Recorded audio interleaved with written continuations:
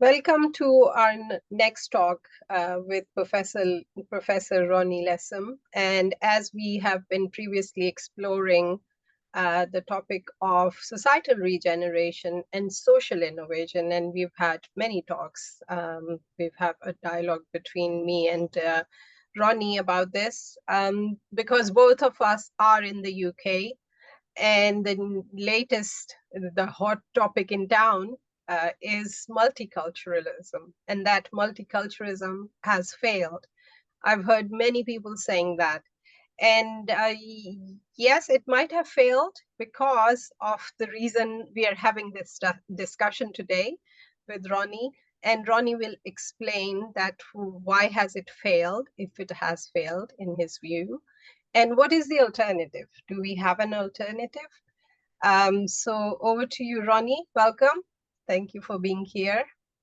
Ika, thanks for the opportunity. And to answer you immediately, yes, we have an alternative, but unfortunately, virtually nobody can see it. So let's actually talk a little about why multiculturalism, at least in part, has failed, which will lead us to the alternative.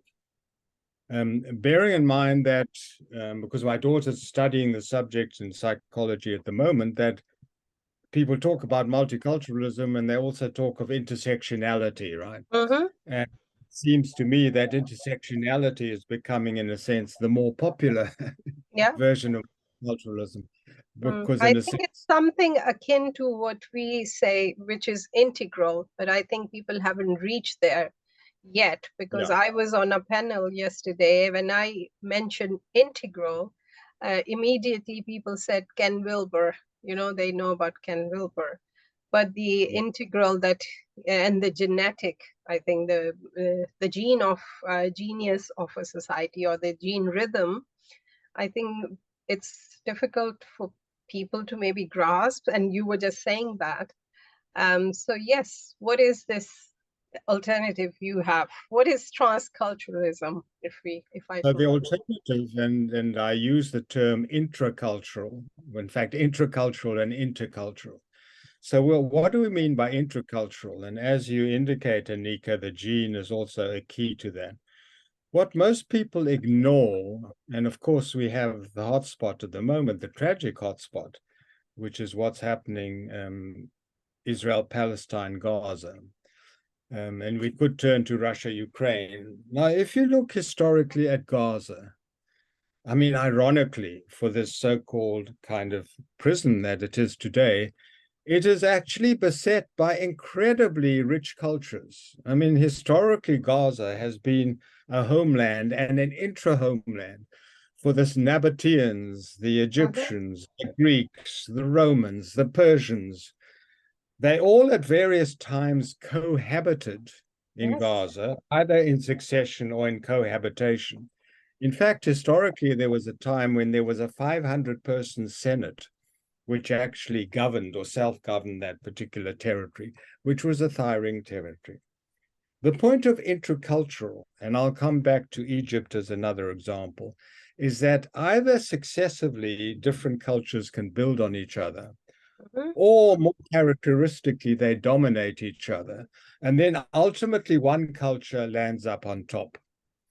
To me, this is incredibly tragic. Because by definition, when the one culture lands up on top, it kind of kills off the other cultures. Monoculture. Not only does that do that externally, but it does it internally. It kills off the other cultures within itself.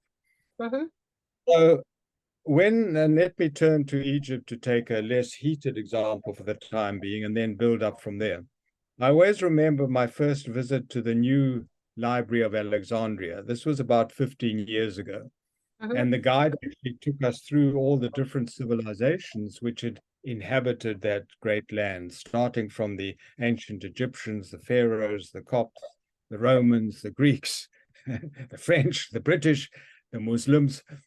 And you say to yourself, and each calls itself a Muslim land, right? I mean, how absurd is that, right?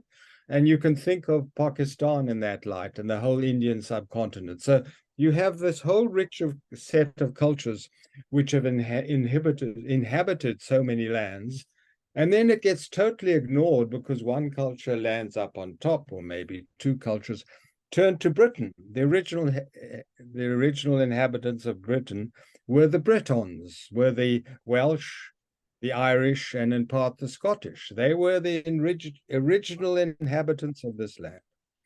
So what am I then saying? I'm not making some other socio-political argument about which culture has the power and which culture hasn't the power. What multiculturalism patently doesn't do is to revisit the intracultural history and evolution of a particular place. Where were we originally grounded? Now we come to the gene. If I switch to Africa, my homeland, we were originally grounded with the Khoisan, the Bushmen. The Bushmen formed the original grounds of that land. That is incredibly important. But then you take the next step to emergent, and the so-called colored people of South Africa were a mix, an amalgam of the original Bushmen and people who came, blacks from Africa, Malays from Malaysia, and so on. So in every context in society, you can look at where it was originally grounded, what peoples came together to facilitate some kind of emergence, which was probably stopped in its tracks because one dominated over the other. But nevertheless, there will be elements, remnants of that emergence where the cultures actually mix together with each other. And then they're from there, and then I stop. What was the next step, which we call the newly global? After the local and the local global, what comes the next step, which is the newly global? Okay, pause there. Takes us on a different intercultural track. Yes. So when you say that every culture should be grounded in its origins, right? So if we take the example of today's Britain, say for example, so I just keep on hearing the British values and we need to adopt the British values. So then you say that new cultures, when they, many migrants came, and especially it's mostly about Muslims, because somehow Britain is now threatened that Islam is taking over. So there's Islamization. So they're now saying multiculturalism has failed, which basically is about why didn't Muslims adopt our culture? As you said, do you also see that way, that Muslims are now, this culture, new culture is dominating the so-called British values? What do you say about that? There are two major fault lines in the scenario you provide, Anika. The one is when you talk of British values, we actually mean English values. We don't mean British.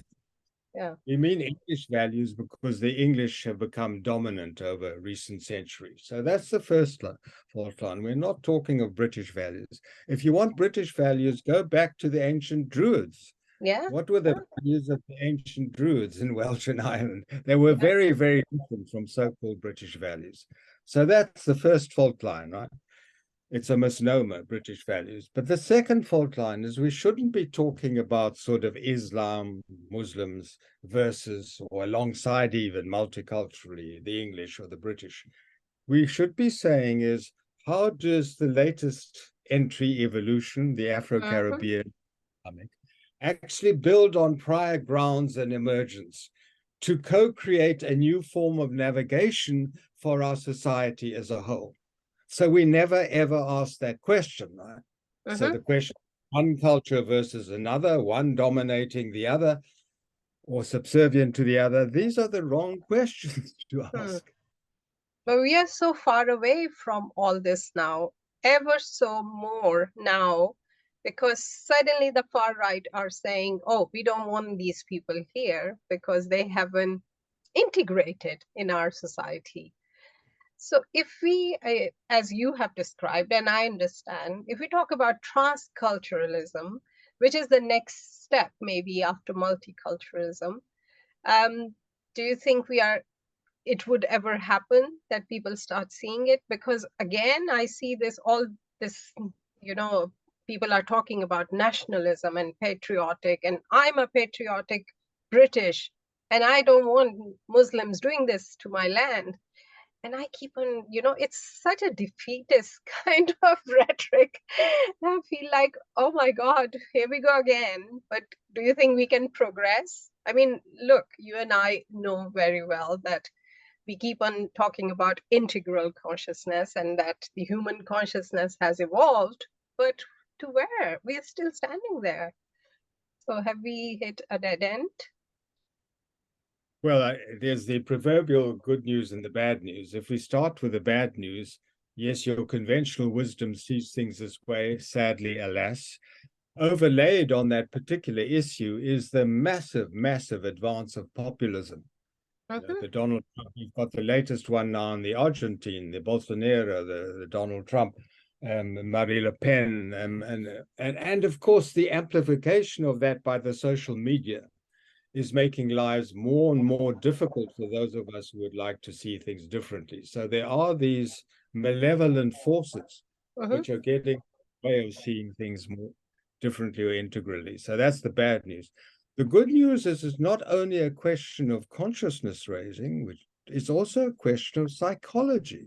For any of us who study depth psychology, and in particular the psychology of C.G. Jung and others who follow C.G. Jung, you will find they describe the course of a healthy person's life over the course of their life's evolution.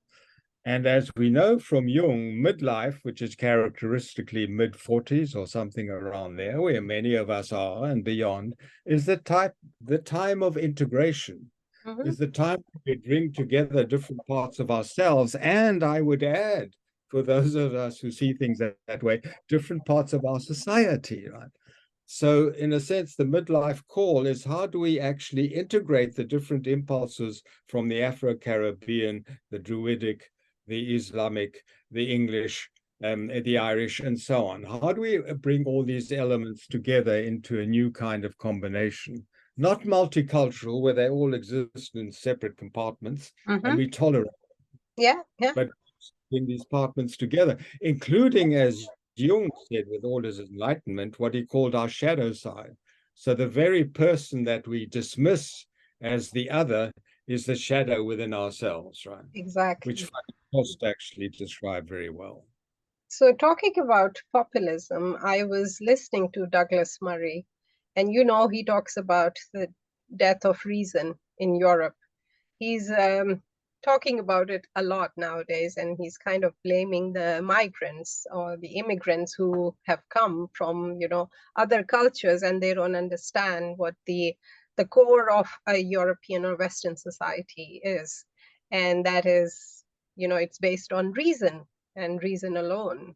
And we can see that the way societies are becoming more secularized, and it's all about the mind and reason. Do you have anything to say about that?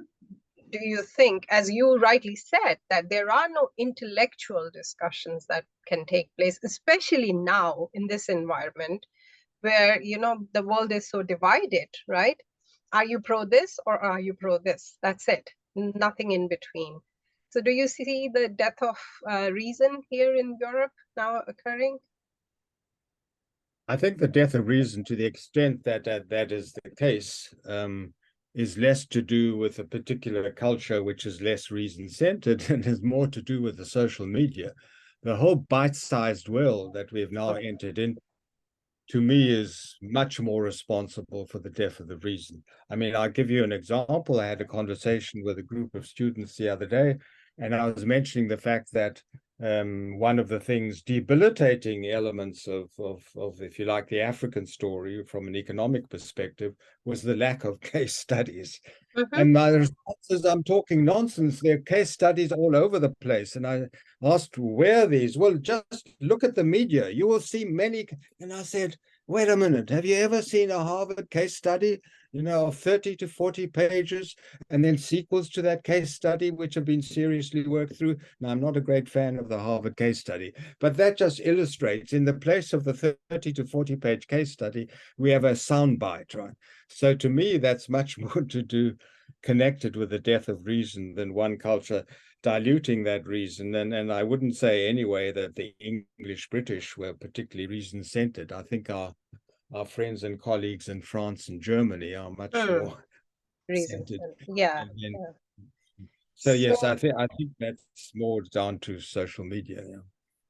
so I was listening to this, I think he's a historian as well, Thomas Sowell, and he was Mhm. actually criticizing Noam Chomsky, saying that we don't need intellectuals now because what do intellectuals do? You know, they're the armchair activists who just tell us the society should be this way or that way, as opposed to those who are innovating, say, for example, COVID vaccination. You and I we've discussed all about this, that, um, social innovation, nobody's working on it, nobody's focusing. And now we actually are told by so-called intellectuals themselves that we don't need to just intellectualize things. And then we say, oh, the death of reason. So it's kind of a paradoxical situation happening. And I feel like everybody's losing their mind. Who's saying what? It's paradoxical and massively debilitating. And Anika, you and I are at the heart of that. That is, in a sense, what gives me such great pain in the work that we are doing, because we're basically maintaining is that for the world to evolve, you need this co-evolution between the so-called intellectuals and their practitioners. Where we differ from the mainstream is we don't believe the intellectuals on their own, the universities on their own can co-create a new world. But neither equally can the politicians or the business people on their own create a new world. It needs a partnership between the two. And sadly, as you're pointing out, extremely few people actually recognize that. And the result is, I was just saying, in fact, to my wife yesterday, why is it that America, with all the geniuses that live in that country, have two forthcoming presidents? The one is 81 and the other is 77, not to mention Donald Trump more generally. Compare that with the Jeffersons of this world, the age of Yes. Thomas Jefferson. Or in Africa, or the age of Kwame Nkrumah, or Julius Nyerere. What is it? We have these intellectuals, and now, in a sense, they're sidelined, and we put them in the university. And what is the net result? We have an election victory. Unfortunately, I don't recall his name, of our latest populist from Argentina, who's going to privatize everything. So the answer, if you have severe economic dilemmas, is you privatize everything. Now, why is that? Is that just down to this narrow-minded politician? No, because that's the intellectual narrative with a small I, right? That's the only narrative around. Can you imagine in the 21st century, the only alternative to your social democratic dispensation, which has been in Argentina, is to privatize everything? Well, that's everything is down to the intellectuals. They're not projecting a different economic vision for the Argentines of this world in association with the political and business establishment. So coming back to the topic of today, transculturalism, and as we have discussed social innovation previously as well, that virtually nobody is maybe working on how the society is transitioning. We are in this transitionary phase of even British society, or Britain is going through this transition, but all you see is politicians fighting with each other. And yes, the universities are maybe recording everything, but who's working on it is our challenge. And we keep discussing this. What do you have to say about that? And the massive fault line here is, ironically, between a world which, of course, has overreached itself, the world of technology, AI, and now being on everybody's lips. But to take the positive, can you imagine how many thousands of people have worked together to create AI in macrocosm? Yes. In a microcosm, you'll have teams of 10, 15, 20 people. We've just heard about this guy, Altman, who's been sacked, and 700 people are processing. Those 700 people will be working together to create the next generation of AI. Now, turn to the social sciences and the humanities. It's the extreme opposite. You have these few great thinkers, the Sadars of this world, or the Saids of this world, or the Sharabis of this world, great thinkers, but on their own. And they may have a few students who tag along. Right? So where are these groups of people? which is what we're attempting to bring together, working on these social innovations. They're virtually non-existent. I keep trying to point to my colleagues where examples of the kind of academies, research academies that we're talking about, which would take our society further. And it's incredibly difficult to find. The World System Analysis Group of Wallerstein of 10, 15 years ago. I mention it and then I stop. Where do I go from there? So it's chronic. Really it's chronic. not the job of politicians, right? I mentioned that during our talk yesterday, and I think people didn't like it, especially when they talk about leadership, that, the community has to be engaged with this, right? And this is what I've been saying to even my own Pakistani Muslim community, that, we have to be engaged in this, the transition that this society is going through. But yeah, so this is the dilemma. So any final thoughts on transculturalism? The only final thought, and this might sound a bit egotistical in terms of we're doing, but I think this kind of genetic transformation, not the normal gene, but our own gene, grounding emergence, navigating effect, is at the heart of this intercultural or transcultural matter. And the more people can work together with us on that particular journey, the more we'll outgrow the limits of the multicultural into the trans or the intercultural. Yeah, let's hope for the best, because we feel like rather than taking one step forward, we had now gone, I think, many steps backward now, and people are again in that, very far right kind of mindset. Oh, we don't need the others. We don't want others. And it's kind of very sad and tragic, as you rightly said. But thank you for your thoughts. Thank you. Bye. Bye. I'll just